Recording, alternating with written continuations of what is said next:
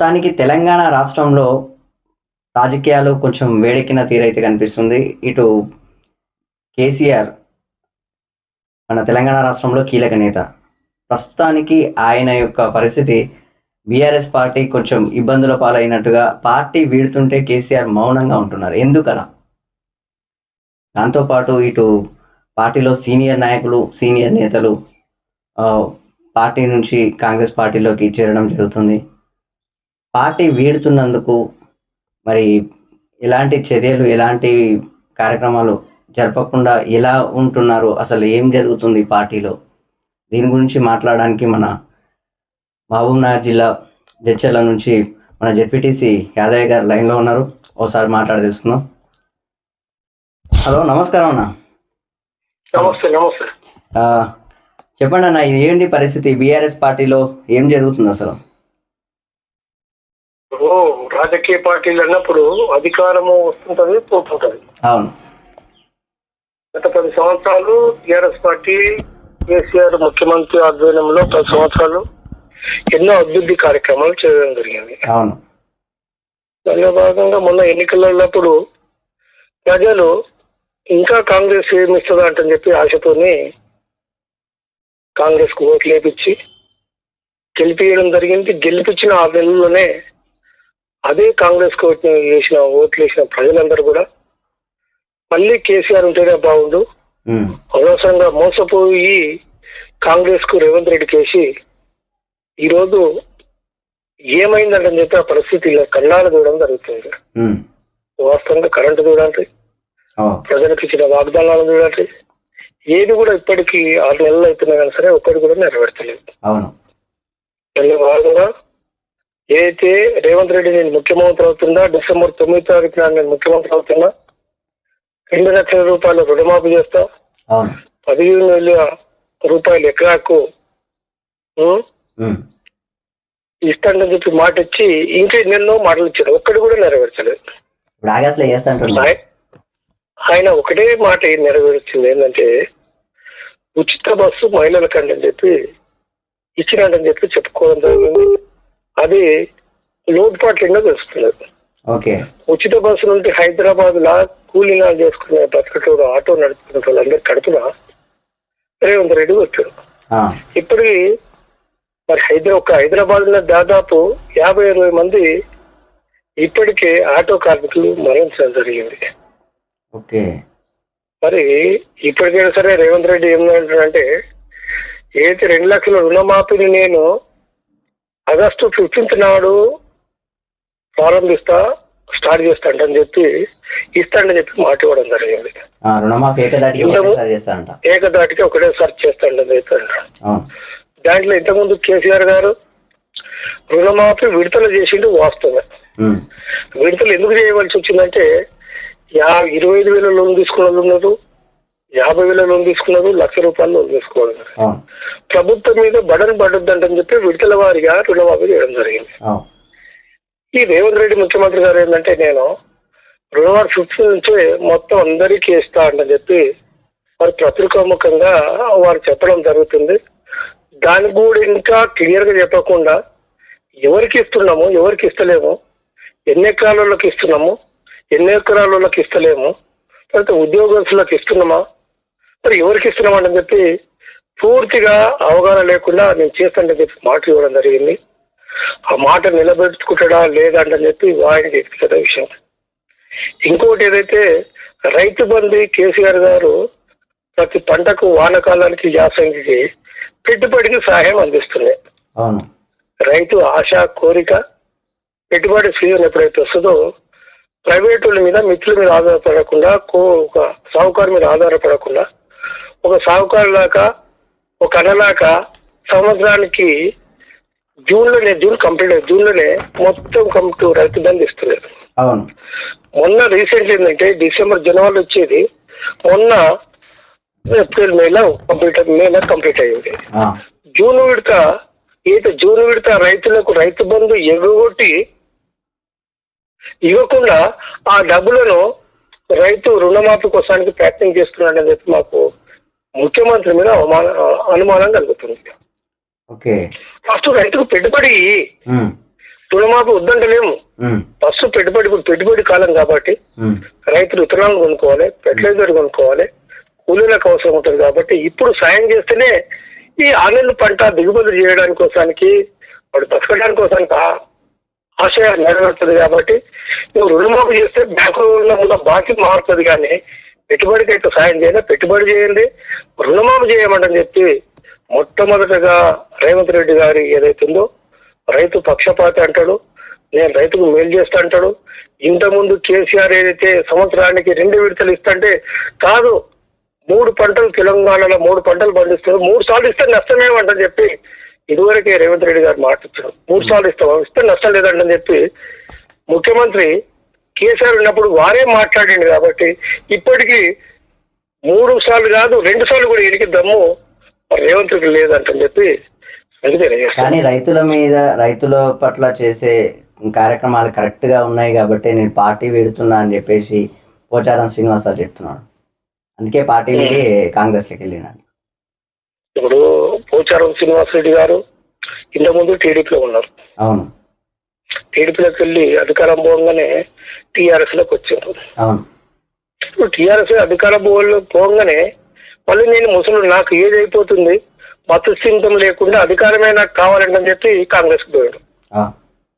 ఇప్పుడు ఒక స్థిరమైన నాయకుడు అంటాడు అదే మరి పోచారం శ్రీనివాసరెడ్డి గారు ముఖ్యమంత్రి తర్వాత పార్టీ వర్కింగ్ ఎవరైతే ప్రెసిడెంట్ ఉన్నారో కేటీఆర్ తో పాటు మరి కేసీఆర్ కూర్చుంటే పక్కన కూర్చున్న అవకాశము మరి కేసీఆర్ కల్పించాడు. అవి కూడా నిలుపుకోకుండా మరి ఆయన కుల సమీకరణ కోసానిక రేవంత్ రెడ్డి సపోర్ట్ గా ఇప్పుడు ఆయన వచ్చి రాష్ట్రాన్ని మలిచేయలేదు. తర్వాత జిల్లాను కూడా రూపురేఖలు మార్చే వ్యక్తి అయితే కాడు పోచారం శ్రీనివాసరెడ్డి.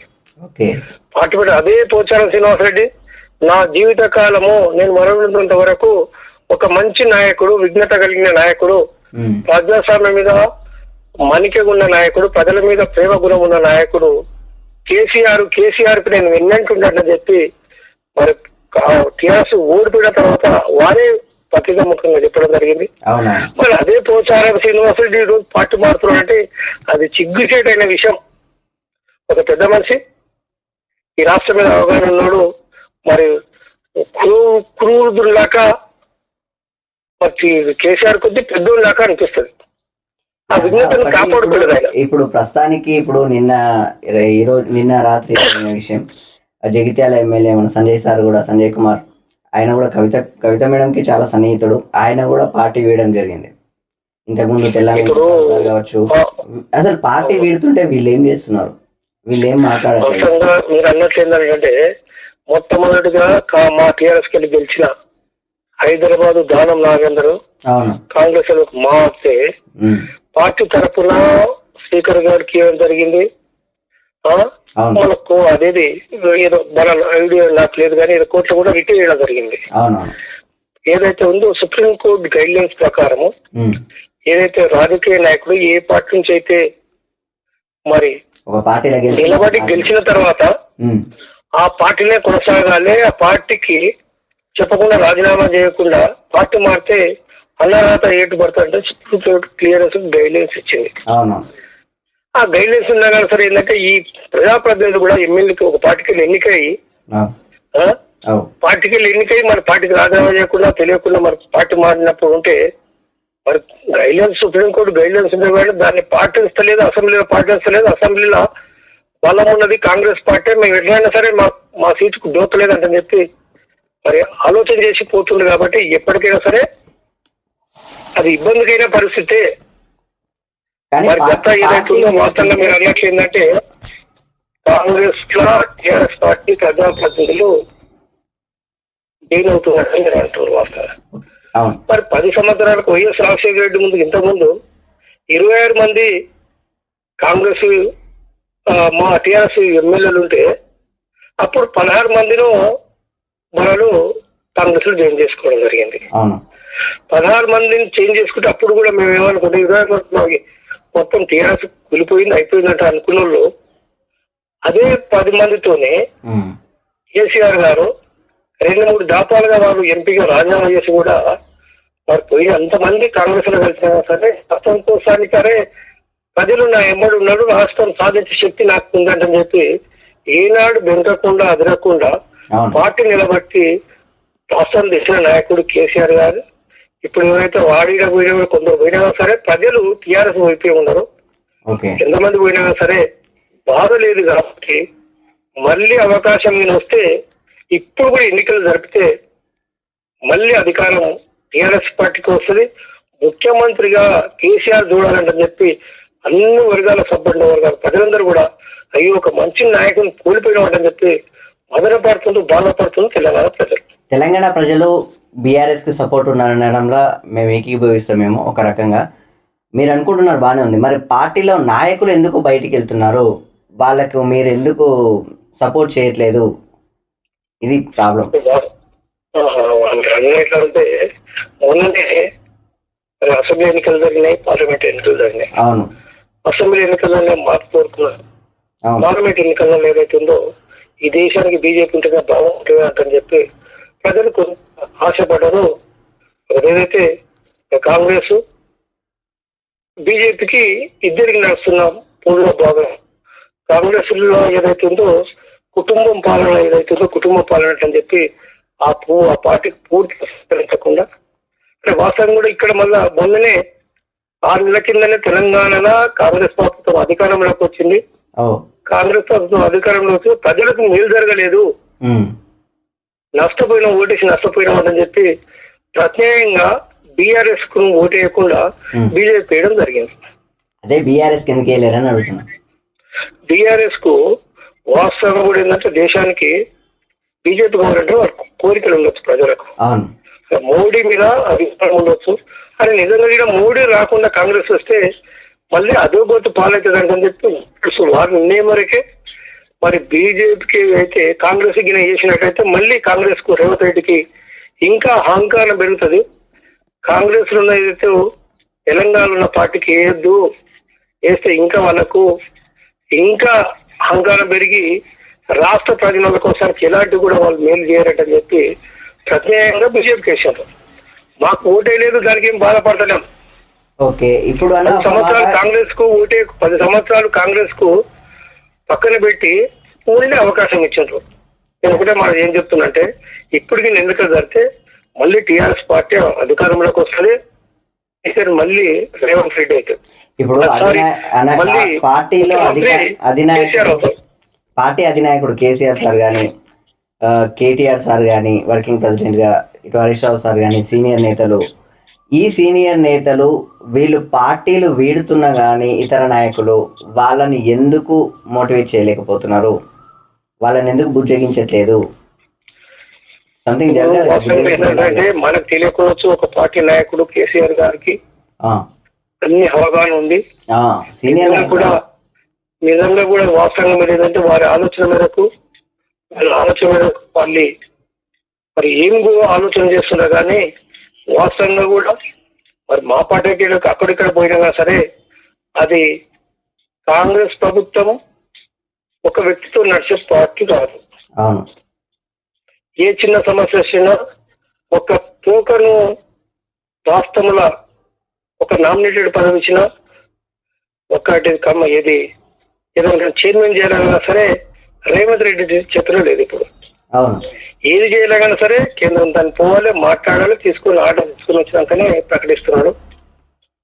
మరి కేసీఆర్ అట్లా కాదు, వాస్తవం కూడా పోతే పోని అంటని చెప్పి ఆలోచన చేసిన పోయిన వాళ్ళంతా మనలో పోయినా సరే బాధపడద్దు, అధైర్యపడద్దు, రాబోయే కాలం మానదే అంటని చెప్పి మొన్న ఎవరైతే పోచారం శ్రీనివాస్ రెడ్డి మరి కాంగ్రెస్ లో జాయిన్ అయితే మరి బాల్క సుమన్తో పాటు కార్పొరేషన్ చైర్మన్, మాజీ చైర్మన్ అందరు కలిసి వారి ఇంటికి పోయి ఎందుకు పార్టీ మారుతున్నారు అంటని చెప్పి అడగడానికి వస్తానికి పోతే మా ఊళ్ళని కూడా బయటనే పోలీసు వాళ్ళు నిర్బంధించి కేసు చేయడం జరిగింది.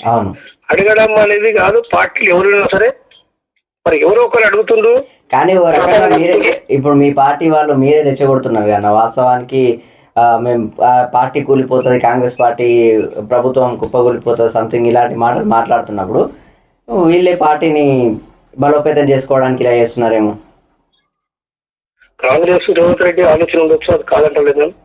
ఎంతమంది మామూలు అక్కడ ఎవరైతే పోతుందో అనుకుంటున్నారో పార్టీ కుప్పపోవడానికోసారి సంకేతాలు కూడా ఉన్నాయంటే అనిపిస్తున్నది. అంటే మీరే పంపిస్తున్నారా? కేసీఆర్ సారే పంపిస్తున్నారా? కేటీఆర్ పంపిస్తుండ్రా, వాళ్ళు వ్యక్తిగతంగా పోతుండ్రా, మరి ఏదైతే ఆయన ఇమేజ్ మరి రేవంత్ రెడ్డి గారి యొక్క నా సొంత బలం నిరుపణ కోసానికి రేపు బీజేపీ ప్రభుత్వము కేంద్ర ప్రభుత్వం ఏమన్నా ఈ రాష్ట్రంలో 8 సీట్లు వాళ్ళకి వచ్చినాయి, ఏమన్నా అలజడి లేపొచ్చు. అలజడి లేపుతూ ఉండేదంటే టీఆర్ఎస్ బలంతోనే కాంగ్రెస్ ఉన్న కొంత సానుభూతి పరులు కానీ అలా తీసుకొని పోయి సిద్ధంగా ఉన్నాం. రేవంత్ రెడ్డిని ముఖ్యమంత్రిగా మేము స్వీకరించమంటని చెప్పి ఎన్నికలకు ముందుగానే ఎవరైతే ఉన్నారో కాంగ్రెస్ అందరు లీడర్లు వ్యతిరేకించారు.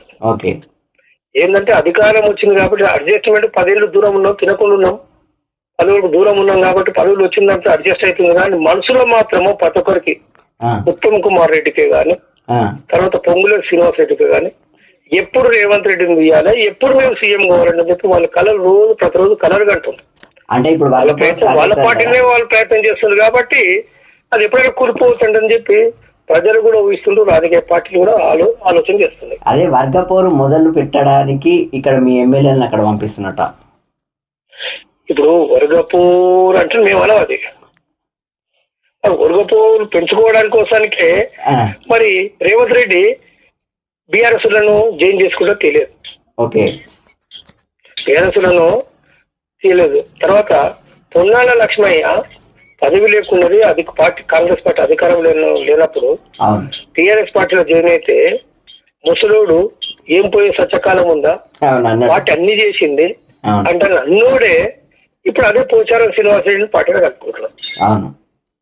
వాళ్ళ మాటకు ఒక సీఎం మాటకు ఎక్కడైతే ప్రజలకు ఒక వాయిస్ బయటకు వెళ్తే దాన్ని తప్పు పట్టుకుంటారంటని చెప్పి ఆలోచన చేయకుండా వారే వ్యవహార శైలి ఆ విధంగా ఉండదు. ఒక సీఎం లాగా ఆయన వ్యవహార శైలి లేదు. సార్ మాట్లాడుతుందంటే స్టేట్ గా దాదాపు 4-5 కోట్ల ప్రజలు నిన్ను ఏ మాట మాట్లాడుతూ సీఎం రాష్ట్రానికి ముఖ్యమంత్రి కాబట్టి దాన్ని స్వీకరించి నీకు ఉన్నారు. నీకు మంచిది మాట్లాడు స్వీకరిస్తారు, చెడ్డును మాట్లాడినప్పుడు అది తప్పు మాట్లాడినట్టు చెప్పి అదే ప్రజలు అంటుంటారు. ఎక్కడ నీకు నీ సంభాషణ ఎక్కడ ఉంటే ఆర్తూరికాలు వచ్చి పార్టీలకు కేసీఆర్ ను 20 అడుగులు బొంద పెడతాంటివి, సెంట్రల్ గూడలో నీకు ఒకటి డబుల్ బెడ్రూమ్ ఇల్లు కట్టిస్తాంటివి, ఇవన్నీ పొంతలేని మాట. ఇంకొకటి ఏంటంటే వాస్తవంగా మరి ఏదైతే ప్రజలు తప్పుతో పట్టించడానికోసానికి రేవంత్ రెడ్డి ఆడుతున్న నాటకం ఇది. ఏదో ఈ రైతు బందే గాని 2 లక్షల రుణమాఫీ గాని ప్రజల్ని ఈ మనసులోకి వెళ్ళి మార్చడానికోసానికి అది కాదు పోదు. మరి ఆర్థిక నిపుణులు క్లియర్ గా చెప్పడం జరుగుతుంది. ఆర్థిక నిపుణులు ఏమంటే నిజంగా కూడా తెలంగాణలో ఆర్థిక వనరులు లేవు, ఆర్థిక వనరులు గుర్తుపట్టి ఇన్కమ్ లేదు, ఇవన్నీ ఇంప్లిమెంట్ చేయాలంటే చాలా ఇబ్బంది ఉందంటని చెప్పి ఆర్థిక నిపుణులు చెప్తున్నారు, పార్టీ నాయకులు కూడా చెప్తారు. ఏదైతుందో మొట్టమొదటిగా ఆంధ్రప్రదేశ్ లో రాష్ట్రం మొన్న చంద్రబాబు నాయుడు ముఖ్యమంత్రి అయిన తర్వాత హైదరాబాద్ లో ఉన్న పెట్టుబడిదారులంతా ఈరోజు ఎడిపోయారు, ఆంధ్రపోయారు. ఆంధ్రకు మొన్ననే ఏదైతే ఒక వారం 10 రోజులైనా ముఖ్యమంత్రి అయినా ఏదైతే ఉందో మరి వారి మీద ప్రేమన రాష్ట్రం మీద ప్రేమన హైదరాబాద్ లో ఉన్నది ఏదైతే ఉందో పార్లమెంట్ అసెంబ్లీ ఎన్నికలలో బీఆర్ఎస్ ఉండాలి, అధికారం ఉండాలి అంటే కలలు కన్నా ఆంధ్రులు అందరూ కూడా హైదరాబాద్ లో అందరూ కూడా మరి బీఆర్ఎస్ కోర్టు ఇచ్చి హైదరాబాద్ నగర మొత్తానికి బీఆర్ఎస్ ఎమ్మెల్యేని గెలిపించారు. మొన్న ఆంధ్రుల అధికారంలోకి వచ్చే వరకనే హైదరాబాద్ లో వాళ్ళందరూ కూడా అరే అమరావతిని డెవలప్ చేసుకోవాలి, హైదరాబాద్ పని అయిపోయింది, కాంగ్రెస్ డెవలప్మెంట్ కాదు, మాకు రక్షణ కాంగ్రెస్ లేదంటని చెప్పి ఇక్కడ ఉన్న వాళ్ళందరూ అమరాబాద్ కి పోతున్నారు, డెవలప్మెంట్ సఫలం చేసుకునే సిద్ధం. దాని నుంచి ఏంటంటే వనరుల మీద ఎఫెక్ట్ పడుతుంది, డెవలప్మెంట్ కు తగ్గుతుంది. ఈరోజు ఏదైతే కేసీఆర్ చేసినప్పుడు అంటున్నాడు డెవలప్మెంట్ కోసానికి కేసీఆర్ చేసాడు. ఇప్పుడు నువ్వు డెవలప్మెంట్ కి ఇదివరకు ఒక్క బిల్డింగ్ కట్టలేదు, ఒక ఆనకట్టకు పర్మిషన్ ఇవ్వలేదు, దేనికి ఇవ్వలేదు. మరి 27,000 కోట్ల రూపాయలు ఏ శాఖలో వెళ్ళి మాట్లాడాలన్నా, ఏ శాఖలో వెళ్ళి చూడాలన్నా అని ప్రతి దాంట్లో బకాయిలు ఉండడము, దాంతో పాటు ఓ రకంగా కుంభకోణాలు ఉన్నాయని చెప్పేసి అవతల వాళ్ళు చెప్పడం జరుగుతుంది. ఇప్పుడు విద్యుత్ శాఖ కావచ్చు, లేకపోతే కాళేశ్వరం విషయం కావచ్చు, ఇటువైపు రోడ్ల విషయం కావచ్చు, అంటే ప్రతి ఒక్క శాఖ ఎక్కడికి వెళ్ళినా సరే బకాయిలు ఉన్నాయి అని చెప్పేసి అంటున్నారు. సో అక్కడ ఆ బకాయిలను సెటిల్ చేసే తప్ప మనం బయటికి వెళ్ళలేము, మాట్లాడలేము. దానికి బడ్జెట్ కూడా 7 లక్షల కోట్లు అప్పయింది కాబట్టి మనకు కొంచెం ఇబ్బందిగా ఉంది. సో తెచ్చిన అప్పు కూడా మీకు డైలీ 191 కోట్లు ఒకరోజు అప్పులు కట్టడానికి సరిపోతుందనే విధంగా వాళ్ళు అంటున్నారు. వాస్తవం ఏంటంటే ఏది అప్పు తెచ్చాము, ఎంతది అప్పు ఉంది అసెంబ్లీలో ప్రతి సెక్షన్ లా ఆర్థిక శాఖ మంత్రి ఎప్పుడు కూడా క్లియర్ చెప్పారు. తెలంగాణలో ఎన్ని అప్పు ఉంది, దేని కోసం తీసుకొచ్చినామాట అని చెప్పి అన్ని బట్టి గారు అదే అసెంబ్లీలో వారు ప్రతిపక్ష నాయకులు ఉన్నారు, మొత్తం క్లియర్ గా విన్నాడు. నిజంగా కూడా వాస్తవంగా అసెంబ్లీలో విన్నాడు గత 10 సంవత్సరాలు. నిజంగా వాస్తవంగా మరి తెలంగాణలో అప్పు కేసీఆర్ చేసిన అప్పులు ఉన్నాయని చెప్పి అప్పుడు తెలిసి కూడా నీవు ప్రజలకు ఉచిత హామీలకు ఇంకా మా మీద బడలు పడుతుంది, ప్రభుత్వాన్ని నడపడానికి ఇబ్బంది అంటని చెప్పి కాంగ్రెస్ పార్టీకి తెలియదా? ఓకేనా, ఎందుకు ఇచ్చినావు? మొత్తానికి టాపిక్ డైవర్ట్ అవుతుంది. ఇప్పుడు మనం అడిగేది ఏంటంటే, ఇప్పుడు మొత్తానికి ఎమ్మెల్యేలు ఎందుకు పెడుతున్నారు? ఎమ్మెల్యేలు పెడుతుంటే పార్టీ నాయకులు ఎందుకు కాముంటున్నారు అంటే, వాస్తవానికి ఇక్కడ మాకు వినికిడిగా ఒకటి ఏంటంటే కనీసం అపాయింట్మెంట్లు కూడా ఇవ్వలేని పరిస్థితిలో ఉంది అక్కడ. కేసీఆర్ సార్ కానీ, కేటీఆర్ సార్ కానీ, హరీష్ రావు సార్ కానీ అనే విధంగా ఉంది. ఇంతకుముందు ఇవ్వలేదు, ఇప్పుడు ఇస్తలేరు అన్నారు. వాస్తవంగా దండిపోతున్నట్టే కాంగ్రెస్ లో 26 మంది 24 మంది పోయినసారి 2018 ఎమ్మెల్యేలు అంటున్నారు. 2018లో 26 మంది ఉంటే మొన్న ఎన్నికలలో వరకు ఎంతమంది మిగిలిపోయిండు? మన జిల్లాకి వెళ్ళి ఒక్కడే ఉండే, ముల్లాపూరి ఎమ్మెల్యే ఉండే. మరి ఆయన దీనికోసానికి టీఆర్ఎస్ లోకి వచ్చింది. అధికారం ఉండాలని చెప్పి కొందరికి ఆశ ఉండొచ్చు. అధికారం లేని మేము బతకలేం, అధికారం లేని మాకు ఇబ్బంది కలుగుతుంది అంటే వాళ్ళ ఎమ్మెల్యేలు వ్యక్తిగత ఆలోచన ఉండి పోవచ్చు, కానీ దానికి పార్టీ మీద పెద్ద నష్టం లేదంటే ఫస్ట్ జయింపులు ఎందుకు జరగట్లేదని ఇక్కడ జయింపులు వాస్తవం ఏంటంటే అది మరి కేసీఆర్ గారు పెద్ద మనిషి తెలియకుండా అయితే వాళ్ళు కూడా ఏంటంటే ఇన్ని రోజులు అధికారం అనుభవించారు కాబట్టి మరి పెద్ద మనిషి చెప్తే పోతారా చెప్పకుండా పోతుందా మాకు తెలియదు. కానీ వాస్తవంగా బుద్ధగింపు మాట్లాడుతున్నారని పొరపడదు. అదే అందరూ మాట్లాడుతున్నా అయినా ముందుగా కొంతసారి నేను ఉండలేను సార్, నాకేమన్నా సార్ నేను పోతా సార్ అంటే చెప్పి అన్నప్పుడు కూడా పెద్ద ఒత్తిడి చేసి పట్టుకోలేము కదా.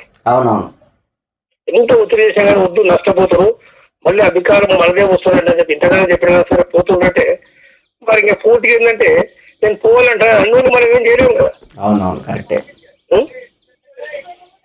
మొత్తానికి అయితే ఇక్కడ జరుగుతున్న పరిస్థితి అయితే ఈ విధంగా ఉంది. మొత్తానికి కొడగల్లి యాదయ్య గారు చెప్పిన పరిస్థితుల్లో ఒకటే, అధికార పర్వంతో, అధికార వ్యామోహంతో అధికార పార్టీలకు వెళ్ళడం జరుగుతుంది తప్ప పార్టీ వీళ్ళకి ఏం అన్యాయం చేయలేదు.